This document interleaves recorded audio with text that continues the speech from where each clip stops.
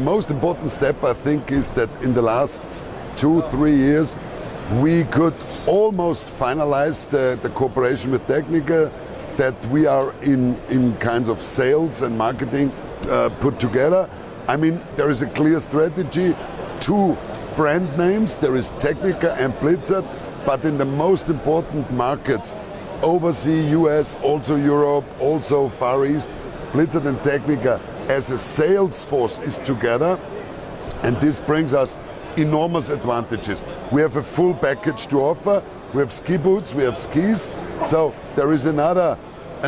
better way of opening the door to the dealers, and which now, especially in this collection, is very strong, is the perfect match between ski boots and skis, not only design-wise, but also function, technology, and performance. So this means the 2 development teams of Blizzard skis and Tecnica ski boots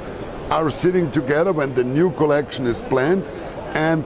they are developing the steps together, which means it's not only that we have the same colors and the same design, also this is very important and we have it, but also behind the scene, technology, advantages, all this is developed together.